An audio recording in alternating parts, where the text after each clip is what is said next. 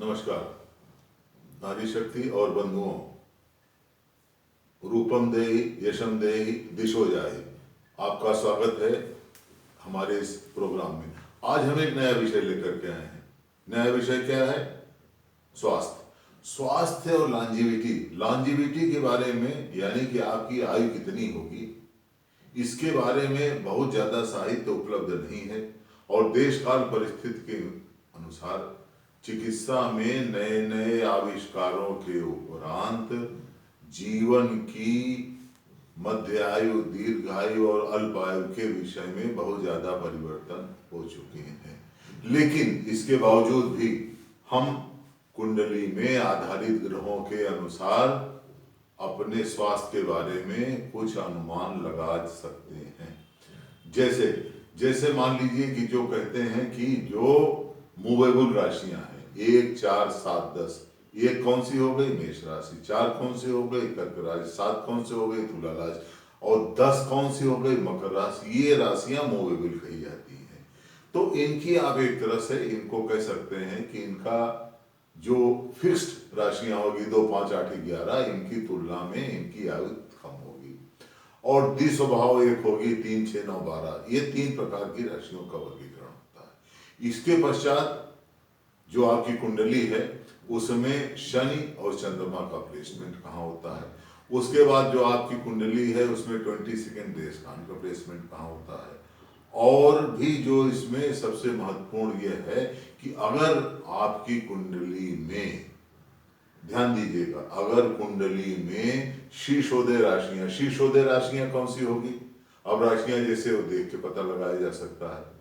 5, 6, 7, 8, 3, 11, 5 जैसे सिंह राशि, शीर्षोदय राशियां, यानी कि जब राशि होती है तो उसका सिर एकदम ऊपर की तरफ से होता है। तो ये शीर्षोदय राशियां भी जब लग्न में होंगी तब भी एक आपको अच्छी आयु मिलेगी। अब आयु के लिए हमेशा ये देखिए, और स्वास्थ्य के लिए, दोनों के लिए त्रिक स्थान, दुस्थान, यानी कि 6, 8 और 12, 6, 8 और 12 ये स्थान ऐसे हैं कि यहाँ प्लैनेट्स का प्लेसमेंट होगा तो आपको एक खराब स्वास्थ्य की तरफ, या 6, 8, 12 भावों में जो ग्रह हैं जब उनकी दशा आएगी तो दशा और अंतरदशा अगर व्यतिक्रम की हुई तो उसमें वह विपरीत परिणाम आपको देंगे। तो इसीलिए जो भी 6, 8, 12वें भाव में जब भी ग्रह होंगे उनकी अगर कोई दशा आती है तो आपको सावधान रहने की आवश्यकता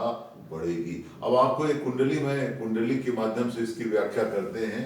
ये देखिए, ये अमिताभ बच्चन साहब की कुंडली है। अब इसमें ये कुंडली हो गई 11, यानी कि कुंभ लग्न की कुंडली है। और इसमें ये देखिए जो एक महत्वपूर्ण बात है कि जो 8वां स्थान है, 8वें स्थान में लग्न कौन सी बैठी है? कन्या।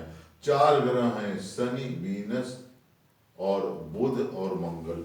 तो आप जब भी देखिए, plain and simple acid test है, लिटमस टेस्ट कर सकते हैं। मार्स एक ग्रह ऐसा है, मार्स यानी कि मंगल यानी कि commander in chief, blood, red thing से रिलेटेड। जब भी मार्स मंगल 6वें भाव में होगा, 8वें भाव में होगा, तो आपको कोई सर्जिकल प्रोसीजर, कोई प्रकार का एक्सीडेंट, किसी प्रकार का ऐसी चीज जिसमें कि लाल शरीर से रुधिर की कहीं पर आपकी कोई से स्राव हो, तो इस प्रकार की चीजें ये देता है। ये कयास लगा सकते हैं और उसके बाद में देखना पड़ेगा भाई दशा किसकी है, अंतरदशा किसकी है। और बाकी अगर शुभ ग्रहों की दशा होगी तो अच्छा परिणाम देंगे। लेकिन 6, 8, 12 में अगर आपके खराब ग्रह हुए, और उसमें ये चीज ये भी देखना पड़ेगा कि उस पर दृष्टि किसकी पड़ रही है। अब ये देखिए दूसरी कुंडली, आप देखिए हमेशा ज्योतिष में अपवाद होते हैं।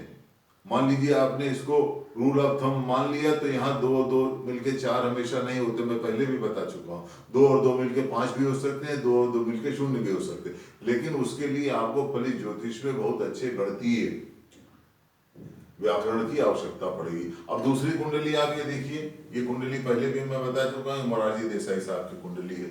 मोरारजी देसाई साहब की कुंडली है, आप इसमें देखिए, ये इसमें लग्न कौन सा हुआ? लग्न इसमें मिथुन हुआ, जेमिनाई। और जो ये 7वां स्थान है, जो ये 7 है यानी कि 5वें स्थान में ये सैटर्न है। लेकिन अब सैटर्न इसमें देखिए ये तुला राशि का शनि उच्च का है, लेकिन इसका स्वामी कहाँ बैठा है? वीनस। अब इसका स्वामी शुक्र हो गया। अब शुक्र कहाँ बैठा है? शुक्र 8वें स्थान में बैठा है। तो वही 8वां स्थान जो अमिताभ बच्चन साहब की कुंडली में एक्सीडेंट, ऑपरेशन, दुर्घटना, सर्जिकल प्रोसीजर वगैरह वगैरह की तरफ ले जा रहा था, वही 8वां स्थान एक श्रेष्ठ स्थान हो गया। यानी कि उसकी जड़ता, उसकी रंध्रता और उसका जो व्यतिक्रम था वो शनि के 5वें स्थान पर रहने से और 5वें स्थान के स्वामी को 8वें स्थान में जाने से वो एक तरह से न्यूट्रलाइज हो गए, यानी कि सम हो गए, यानी कि उदासीन हो गया। अब इसी प्रकार से आप हमेशा देखिए 12वां भाव, 12वां भाव को क्या कहेंगे? वैभाव कहेंगे। इसको क्या कहेंगे? हॉस्पिटलाइजेशन कहेंगे। इसको क्या कहेंगे? आइसोलेशन कहेंगे। तो ये भी आपको देखना पड़ेगा। तो 6, 8, 12 ये त्रिक भाव हैं, और त्रिक भावों में अगर खराब ग्रह हुए तो उनकी दशाओं में यह दूसरे ग्रहों की महादशा है और त्रिक भावों की उसमें अंतर्दशा आ रही है, तो उस समय आपको सावधान रहने की आवश्यकता होगी। जैसे आपको मैं बताऊं, जुपिटर कहते हैं बहुत अच्छा है। अब मान लीजिए जुपिटर यानी कि देवगुरु सबसे प्रमुख स्थान है उनका।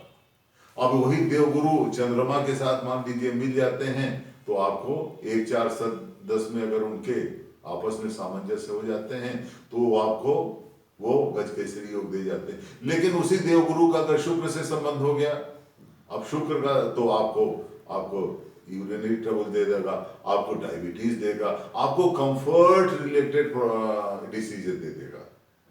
अब शुक्र देखिए, शुक्र क्या 20 साल की दशा होती है, लेकिन जो भी दैविक भौतिक हर प्रकार के कंफर्ट्स आपको प्रदान करेगा, और जुपिटर उसको बहुत अधिक देगा, तो आपकी लाइफ स्टाइल कैसी हो जाएगी? अब देखिए कितना ज्यादा उस समय से कहा गया है, ये जो डायबिटीज है, हाइपरटेंशन है, ये चीजें आपकी लाइफ स्टाइल संबंधी डिसीज होती हैं। अगर आपने अपने खान पान में, अपने जीवन शैली में और आपने अपने जो आपका दिनचर्या है उसमें बहुत ज़्यादा परिवर्तन ले आए और उस हिसाब से आपने कंफर्ट्स में रहे, ये सब बीमारियां हो जाती हैं। तो मित्रों, ये हमेशा ध्यान देने की आवश्यकता है कि पुराने समय से भी ये कहा गया है कि जैसे जुपिटर है, अब जुपिटर माने बृहस्पति आपका 8वें स्थान पर हो जाएगा तो इंक्रीज करेगा।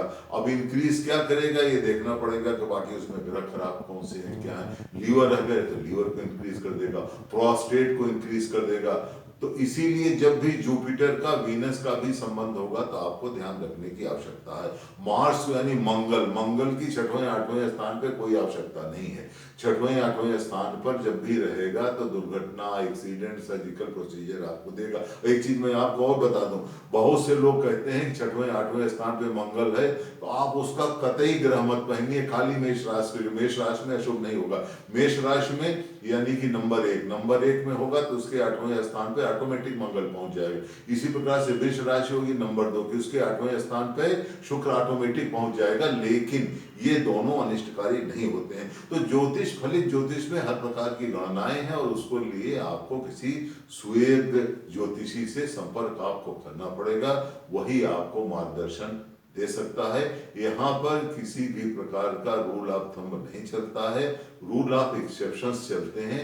इसीलिए आपको पठन पाठन और इसके अध्ययन की तरफ विशेष ध्यान देने की आवश्यकता है। अखंडम करोति कल्याणम, आरोग्यम धन संपदम।